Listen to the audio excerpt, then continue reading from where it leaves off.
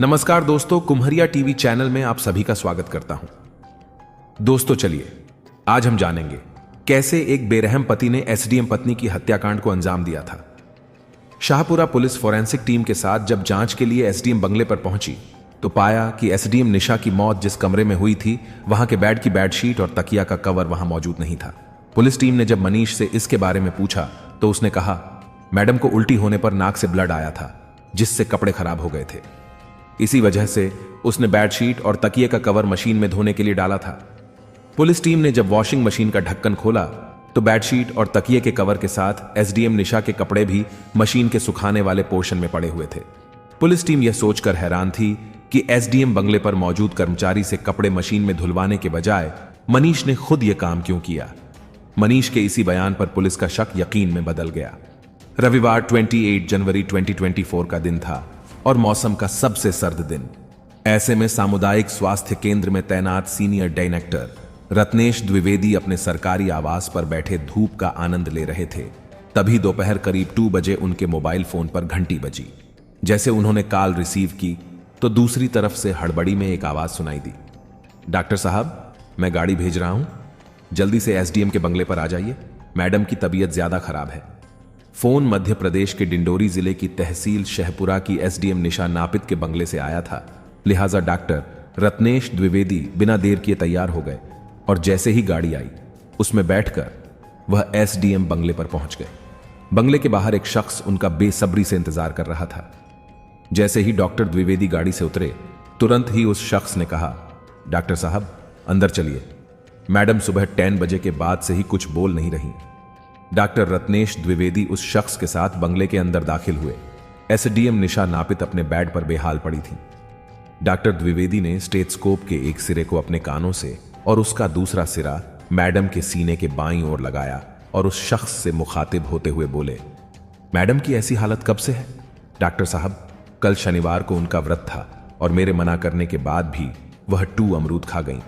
Madam का एक ही गुर्दा काम करता है और उनको सर्दी खांसी की हमेशा दिक्कत रहती थी। शायद इसी वजह से आज 10 बजे के आसपास उनको उल्टी हुई, फिर उनकी नाक से ब्लड आया। इसे लेकर हमारी बहस भी हुई, वह नहीं मानी, गुस्से में सो गई तो मैं भी गुस्से में बाहर आ गया। एसडीएम बंगले पर मौजूद उस शख्स ने बताया, जब उल्टी होने पर नाक से ब्लड आया था तभी आपको मुझे फोन करना था।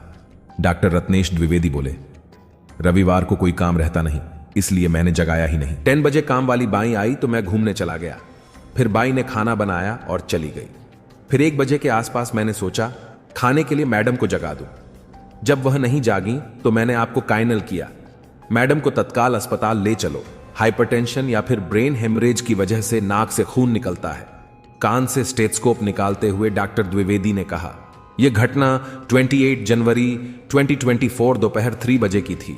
उप जिलाधिकारी निशा को सामुदायिक स्वास्थ्य केंद्र शहपुरा लाया गया, जहां पर मौजूद डॉक्टरों ने जांच के बाद बताया कि उनकी मौत हो चुकी है।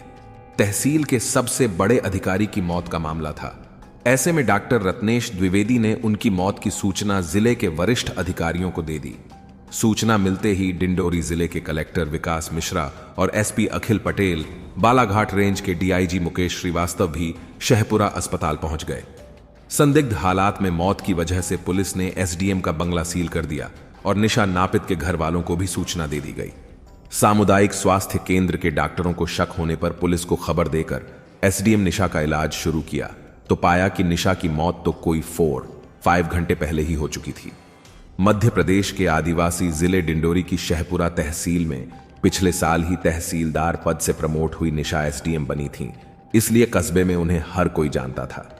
शहपुरा पुलिस आई और उसने एसडीएम के साथ रहने वाले उनके पति मनीष से पूछताछ की तो वह एक ही कहानी दोहराता रहा। पुलिस ने उनके ड्राइवर और घर के अन्य कर्मचारियों से भी पूछताछ की। पुलिस की पूछताछ में मनीष ने कहा कि वह प्रॉपर्टी ब्रोकर है और पत्नी निशा के पास आता जाता रहता है। पुलिस के शक की सुई मनीष की ओर ही घूम रही थी। एसपी अखिल पटेल ने मामले को गंभीरता से लेते हुए एसडीओपी मुकेश अविंदा के नेतृत्व में एक टीम का गठन किया, जिसमें जांच शहपुरा पुलिस थाने के टीआई एस एल्मर काम को सौंप दी। एसडीएम निशा की मौत की खबर जैसे ही उनके घर वालों को लगी तो उन्हें पहले तो विश्वास ही नहीं हुआ। शहपुरा में पोस्टमार्टम के बाद 30 जनवरी को निशा का पार्थिव शरीर छत्तीसगढ़ के अंबिकापुर ले जाया गया। जहां उनके परिवार के लोगों की मौजूदगी में अंतिम संस्कार किया गया। निशा का अंतिम संस्कार बहन नीलिमा के बेटे स्वप्निल ने किया। 2021 से पहले स्वप्निल निशा के पास रहकर ही स्कूल की पढ़ाई करता था। बाद में निशा की शादी मनीष से होने पर मनीष ने ऐतराज जताया तो मनीष के कहने पर निशा ने अपने पास रखने से मना कर दिया था। छत्तीसगढ़ के अंबिकापुर में रहने वाली निशा नापित ने छत्तीसगढ़ के अंबिकापुर में चौपड़ा कॉलोनी में रहकर अपनी पढ़ाई की थी। उनके पापा ज्ञानचंद नापित और मम्मी का पहले ही निधन हो चुका था। निशा की बड़ी बहन के अलावा उनका कोई नहीं था। निशा बचपन से ही प्रशासनिक अधिकारी बनने का सपना देख रही थी। वह जिंदगी को अपने तरीके से जीना चाहती थी। प्रतियोगी परीक्षा की तैयारी करते करते शादी की उम्र होने पर बड़ी बहन नीलिमा ने निशा से कहा, अब तू शादी कर ले, अधिकारी बनने के चक्कर में तेरी उम्र निकल रही है। इस पर निशा ने अपना रुख साफ करते हुए कहा, दीदी, जब तक मैं अपना करियर नहीं बना लेती तब तक शादी हरगिज नहीं करूंगी। निशा के इस जवाब पर नीलिमा के पास चुप रह जाने के अलावा कोई दूसरा रास्ता भी नहीं था। निशा नापित ने 15 मार्च 2003 को नायब तहसीलदार के पद पर सेवाएं मध्य प्रदेश के छिंदवाड़ा जिले से शुरू की थीं। पदोन्नत होकर पहले वह तहसीलदार बनी और उसके बाद डिप्टी कलेक्टर के पद पर पदस्थ हुई थी। 2010 में निशा तहसीलदार बनाकर सतना भेजी गई और 2020 में उनका प्रमोशन डिप्टी कलेक्टर के रूप में हो गया। उस समय निशा मंडला में पोस्टेड थी। प्रशासन के वरिष्ठ अधिकारियों ने जब उनकी बहन नीलिमा को पूरा घटनाक्रम बताया तो उन्होंने निशा के पति मनीष को ही मौत का जिम्मेदार बताया। छत्तीसगढ़ के अंबिकापुर की रहने वाली निशा नापित और ग्वालियर के रहने वाले मनीष शर्मा ने लव मैरिज की थी। निशा नाई जाति की थी जबकि मनीष ब्राह्मण था। दोनों की मुलाकात एक मैट्रिमोनियल साइट शादी.com के जरिए हुई थी। दोनों ने एक दूसरे को पसंद कर लिया और अक्टूबर 2020 में मंडला के गायत्री मंदिर में उन्होंने शादी कर ली थी। एसडीएम जैसे ओहदे पर बैठी निशा नापित की मनीष से जान पहचान एक मैट्रिमोनियल साइट के जरिए हुई थी। उस समय निशा की उम्र 46 साल हो चुकी थी। घर वाले भी निशा के लिए रिश्ते तलाश रहे थे। ऐसे ही समय निशा को मनीष की प्रोफाइल ठीक लगी। मनीष उस समय 40 साल का था और निशा से शादी करने को तैयार था। एक दूसरे को जानने समझने के लिए फोन पर शुरू हुआ। बातचीत का सिलसिला मुलाकातों में बदल गया और जल्द ही दोनों में प्यार भी हो गया। इस मामले में निशा ने अपनी बड़ी बहन नीलिमा से चर्चा की तो नीलिमा ने मनीष से बातचीत कर उसके बारे में तहकीकात की। मनीष से हुई बातचीत में नीलिमा को मनीष के व्यवसाय को लेकर शक भी हुआ था और नीलिमा ने निशा को आगाह भी किया था कि वह सोच समझकर फैसला ले। इसके बाद निशा ने परिवार को बिना बताए शादी कर ली थी। परिवार के लोगों को बाद में जानकारी लगी। निशा एक बार नीलिमा से मिलने घर आई तो पति मनीष भी साथ में था। मंडला में पोस्टिंग के दौरान भी दोनों के बीच खूब विवाद हुआ था। तत्कालीन एसपी ने दोनों को समझाया था। निशा छत्तीसगढ़ की रहने वाली थी और उनकी शादी ग्वालियर में हुई थी। वह बतौर डिप्टी कलेक्टर जुलाई 2023 में डिंडोरी जिले में पदस्थ हुई थी और उन्हें 2023 के विधानसभा चुनाव से पहले शहपुरा एसडीएम की कमान सौंपी गई थी। निशा को कुत्ते पालने का बहुत शौक था। जब वह सतना में पोस्टेड थी तब उनके पास 3 डॉग्स थे और शहडोल जिले के अनूपपुराने के बाद 2 डॉग और रख लिए थे। मनीष से शादी होने के कुछ ही महीने बाद उन्होंने वो सारे डॉग अपने घर अंबिकापुर भेज दिए थे। बाद में निशा की बड़ी बहन नीलिमा नापित ने पुलिस को बताया कि शादी के तीसरे दिन से ही मनीष निशा को पैसों के लिए प्रताड़ित करने लगा था। उसका कई दूसरी महिलाओं से भी अफेयर था। पति की इन हरकतों से परेशान निशा ने नीलिमा के बेटे स्वप्निल को सरकारी दस्तावेजों में अपना नॉमिनी बना दिया था। इससे मनीष झल्लाया रहता था क्योंकि आमतौर पर तमाम रिकॉर्डों में जीवन साथी को ही नॉमिनी बनाया जाता है। शादी के चंद दिनों बाद ही निशा को समझ आ गया था कि अक्सर घर से गायब रहने वाले मनीष ने उसके रुतबेदार ओहदे, पगार और पैसों से शादी की है। आए दिन वह निशा से पैसे मांगता रहता था। एक बार तो धंधे रोजगार के लिए निशा ने बैंक लोन लेकर भी उसे 5 लाख रुपए दिए थे। मनीष शराब भी पीता था और आवारा मनचले भंवरों की तरह तितलियों पर मंडराना भी उसकी फितरत थी। जाहिर है प्यार का भूत निशा के सिर से उतर चुका था। निशा जल्दबाजी में लिए गए अपने शादी के फैसले पर पछता रही थी। मनीष शर्मा का परिवार ग्वालियर में रहता है। मनीष जब 14 साल का था तभी उसने घर छोड़ दिया था। वह घर से अलग ही रहता था। 2009 में वह घर आया था। तब उसने कहा था कि मुझे खेती में हिस्सा चाहिए। उसके भाई नीलेश ने उसके हिस्से की 3 बीघा जमीन उसके नाम कर दी थी। इसके बाद हमारा उससे कोई रिश्ता नहीं रहा। 2018 में वह एक बार फिर घर आया और मां से कहने लगा कि मेरी उम्र 40 साल हो गई है, शादी नहीं हुई है। मेरे लिए एक रिश्ता आया है।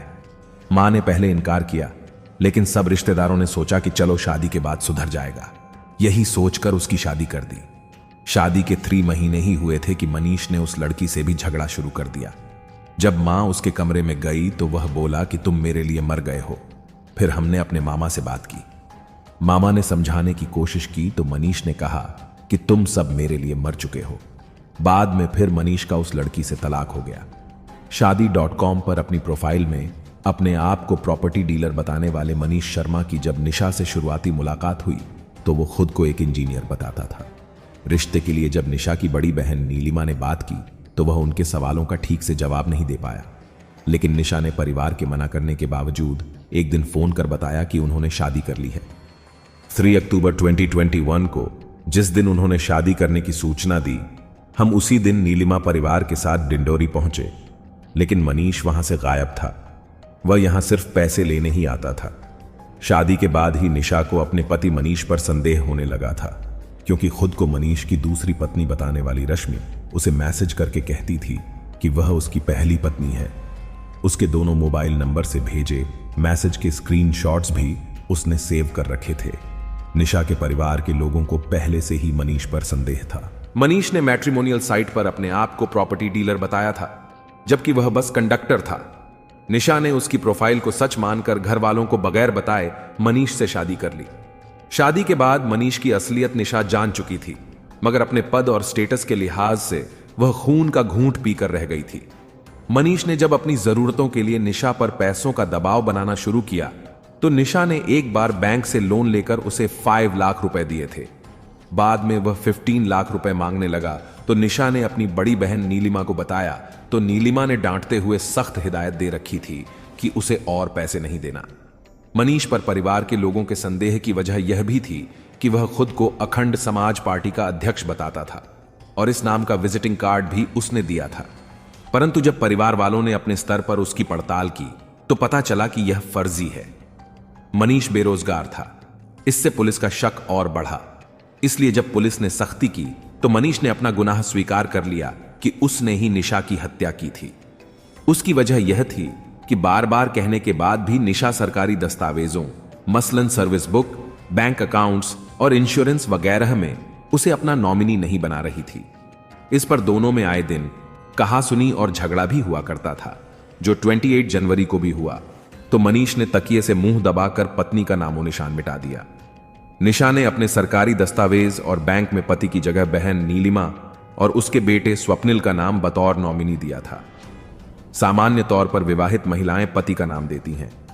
इस वजह से भी मनीष शर्मा अपनी पत्नी निशा से विवाद करता था। मनीष के दूसरे लड़कियों से संबंध की जानकारी निशा को थी।